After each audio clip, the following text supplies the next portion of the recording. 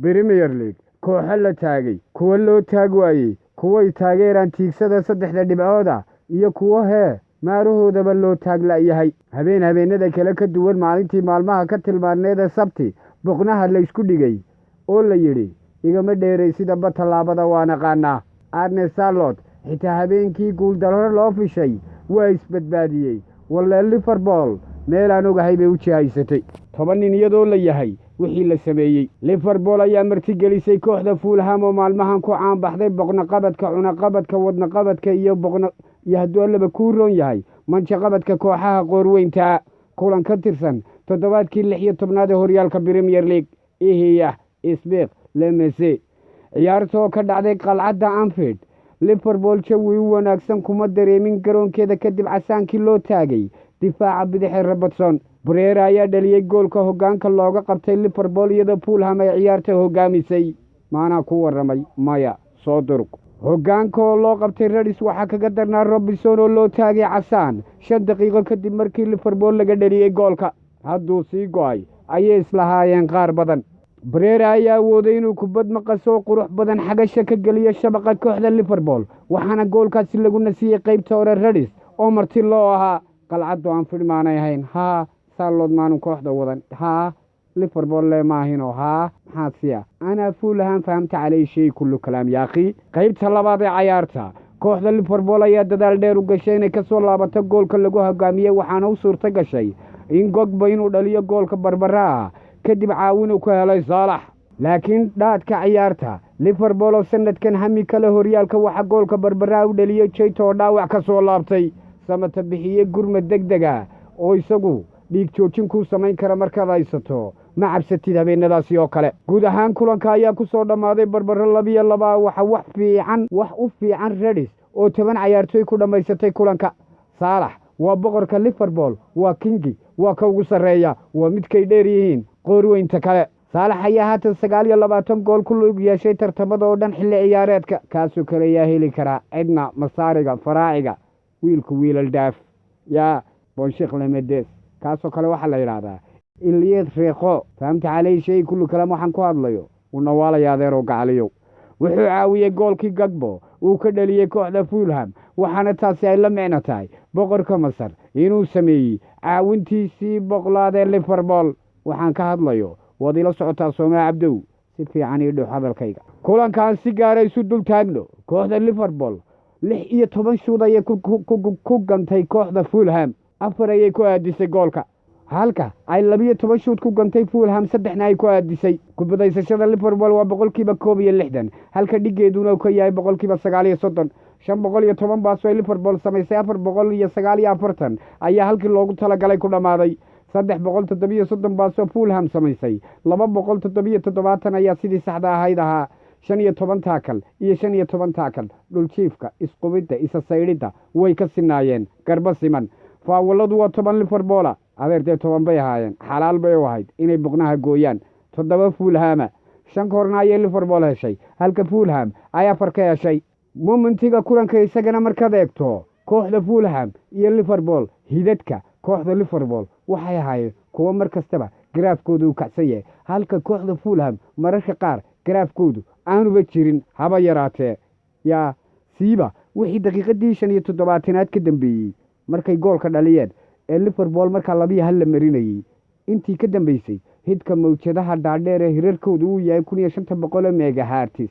yaa cidda laga helayo Liverpool bay ahayd 10 nin la yahay. waxa la sameeyey wadogti. yaa Van Dijk waa uu hadlay, waxaanu yidhi garsoorka waanu ku ixtiraamayna shaqadiisa ayuu qabsaday. Robertson go'aanka gaadhistiisa maaha midaanu annagu dhaleecaynayno.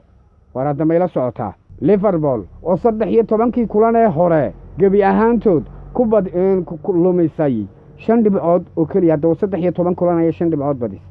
iminka labadii kulan ee ugu dambeeyey ayay 4 dhibcood lumisay. xaaladda horyaalka Premier League mid laga hadli karo, la saadaalin karo maysan aha. meel xun, meel adag, meel wacan ayay maraysaa. maalmaha soo socdana wixii la kala dhaxlo waynu eegi doonaa. Liverpool aan intaasi kaga tagno. madficii maalin kale ayuu qoyey. Everton ayaa barowsin ka waasatay. Gabalbaas miyaa dhacay ma roob baa daay ma barafkiyaa ku biyoobay madficii sida otomaatiga u dhacaayey waa mar kale oo kooxda arsenaal taako loo dhigay ay ku leeyihiin everton baa difaac noo gashay dee everton way ku saxan tahay sababtoo maxaa yeelay xaaladda ayaa ku adag meel hoose ayay ka cararaysaa waxay rabtaa horu socod kooxdan evertonna inay aasato adiga waxaa lagaaga baahnaa kii furfuri lahaa kala daadin lahaa maadaama hankaagu yahay hanashada horyaalka kulanka arsenaal iyo evertonna aan isdul taagno saaxiibayaal hadda xaaladdu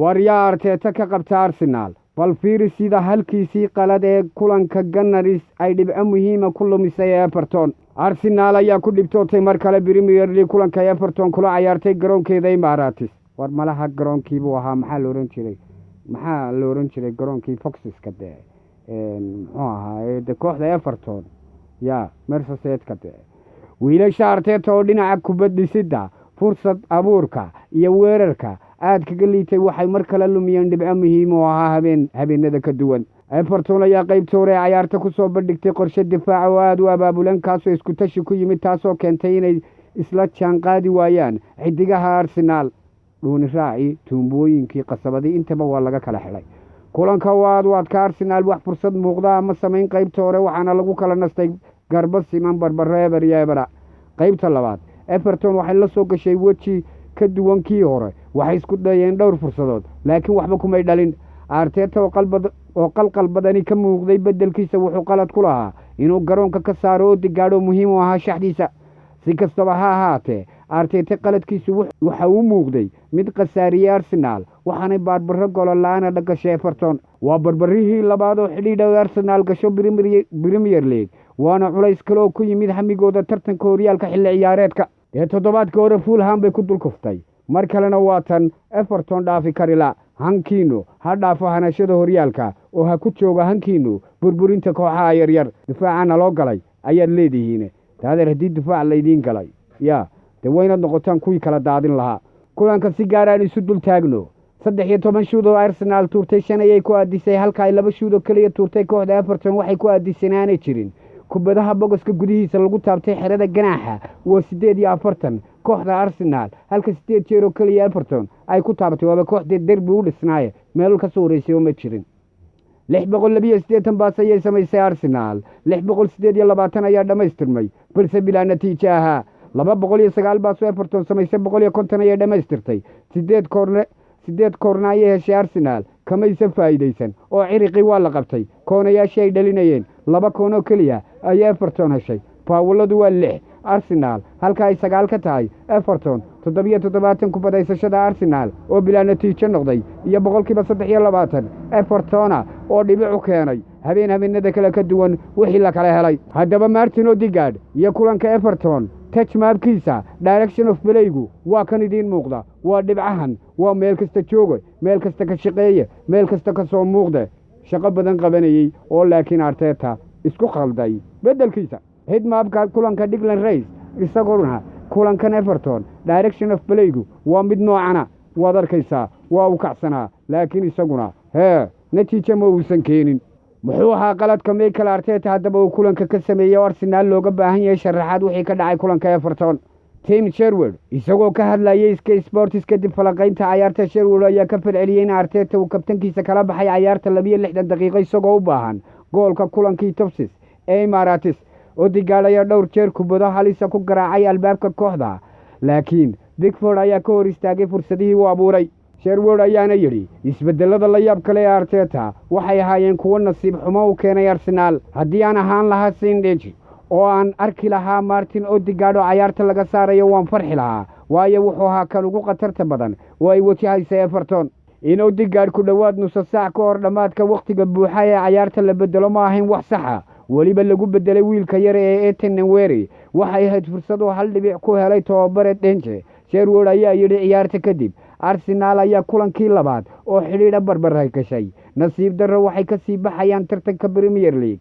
oo ay hogaaminayso kooxda Liverpool xilli ciyaareedkan xaaladda halka ay ku sugan yihiin waa mid iyaduna ay tahay wadna qabad Man City ayay isu soo gaadhayaan oo hadduu laba ku royo Aston Villa iyo kooxda la yiraahdo Brighton ama Nottingham Forest kuwaas oo dhammaantood midkooda soo badiya iyaguna labadooda soo badiya ay iyaguna ku soo durkayaan xaaladdu cidhiidhi bay geli doontaa waanay sii adkaan doontaa aheeya kulanka league cup-ka ee Crystal Palace ayaa ugu soo horeeya waxa kale oo ay la ciyaari doonaan isla toddobaadka u horeeya Premier League lagu soo noqdo kooxda Crystal Palace mar kale aheeya yaa isgaadhay Isbeer le Messi Elliot le Mentador Chatami de Laissé Jorge Fisbidin Finwa habeenku habeenada waa uu ka tilmaanaa xubintii waa kariskii iyo kala haadintii anigu waxaan ahay Maxamed Tirike midda xigta intaynu ku karsan doonno qoorweynta maalinta maalmaha ka tilmaaman ee Axadda boqnaha istari doona inta ka horeysa farwahaydi shaqeeyaan sida ayaa maana Allah